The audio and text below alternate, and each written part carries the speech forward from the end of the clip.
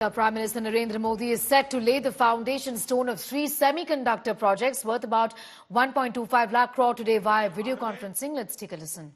आधुनिक जरूरत के ऐसे हर इन्वेस्टमेंट को नजरअंदाज करते रहे। वो हजारों करोड़ के घोटाले कर लेते थे, लेकिन सेमीकंडक्टर मैन्युफैक्चरिंग पर हजारों करोड़ रुपए इन्वेस्ट नहीं कर पाए। ऐसी सोच के साथ किसी देश का विकास नहीं हो सकता। इसलिए हमारी सरकार फॉरवर्ड लुकिंग सोच और फ्यूचरिस्टिक अप्रोच के साथ काम कर रही है। आज हम सेमी कंडक्टर मैन्युफैक्चरिंग में उन एम्बिशंस के साथ बढ़ रहे हैं जो विकसित देशों के साथ कॉम्पीट कर सके। हमारे देश की सारी प्राथमिकताओं का भी ध्यान रखा है। एक तरफ हम गरीबों के पक्के घर बनवा रहे हैं, तो दूसरी तरफ भारत रिसर्च को बढ़ावा देने के लिए भी लाखों करोड़ रुपए खर्च कर रहा है। एक तरफ हम विश्व का सबसे बड़ा सैनिटेशन मूवमेंट चला रहे हैं, वहीं दूसरी ओर भारत में सेमीकंडक्टर मैन्युफैक्चरिंग पर भी आगे बढ़ रहा है।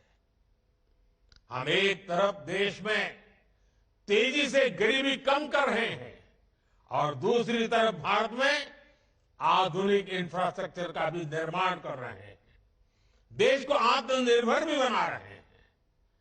सिर्फ 2024 में ही अब तक 12 लाख करोड़ रुपए से ज्यादा की योजनाओं का शिलान्यास और लोकार्पण कर चुका है। कल ही हमने पोखरण में 21वीं सदी के भारत के आत्मनिर्भर डिफेंस सेक्टर की झांकी देखी। वो दिन पहले ही भारत ने 2 दिन पहले ही भारत ने अग्नि 5 के रूप में भारत को दुनिया के एक्सक्लूसिव क्लब में शामिल होते देखा। 2 दिन पहले ही देश की खेती में ड्रोन क्रांति की शुरुआत हुई। नमो ड्रोन दीदी योजना के तहत हजारों ड्रोन महिलाओं को सौंपे गए। गगनयान को लेकर भी भारत की तैयारी और तेजी आई है। हाल में ही देश को अपना पहला made in India fast breeder nuclear reactor मिला है। ये सारे प्रयास, ये सारे प्रोजेक्ट्स भारत को विकसित होने के लक्ष्य के और निकट ले जा रहे हैं, तेज गति से ले जा रहे हैं। और निश्चित तौर पर आज के इन 3 प्रोजेक्ट की भी इसमें बड़ी भूमिका होगी। और साथियों, आप जानते हैं आज चारों तरफ एआई की भी उतनी ही चर्चा है। भारत की टैलेंट आज एआई की दुनिया में उसका बहुत बड़ा दबदबा है।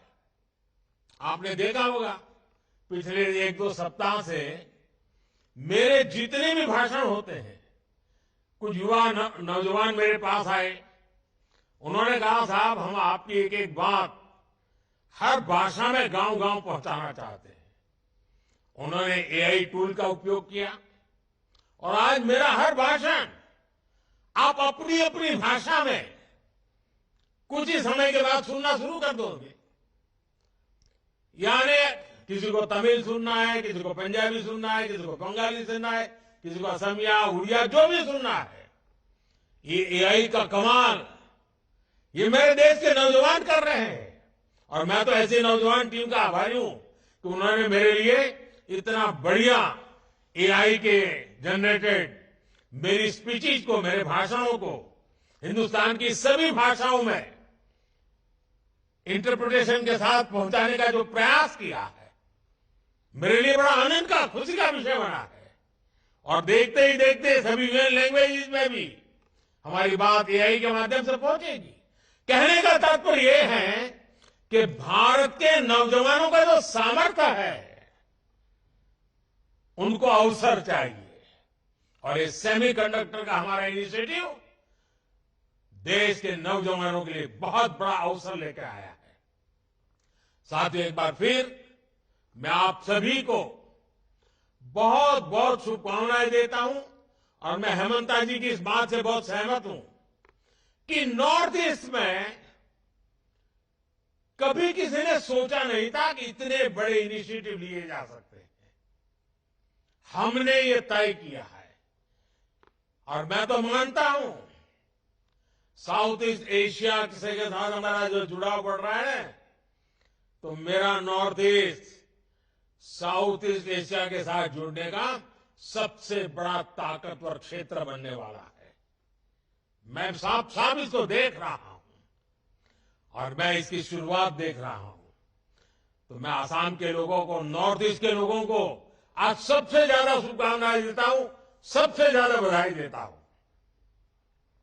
साथियों, आप सब ऐसे ही भारत की प्रगति को एक नई शक्ति देने के लिए जुड़ते रहिए, आगे बढ़ते रहिए। मोदी की गारंटी आपके लिए है, आपके भविष्य के लिए है, आपको साथ देने के लिए है। बहुत बहुत धन्यवाद। You heard from the Prime Minister. Well, he's spoken about a range of issues while at launching projects worth 1.25 lakh crore. Spoken about the benefits of AI and the very fact that his speeches are going to be converted into different languages with the help of technology, lauding the efforts of those behind this and talking about the fact that this is going to be extremely helpful. While at the launch of the semiconductors, he spoke about the fact that this essentially is going to be creating jobs and helping the youth in the country.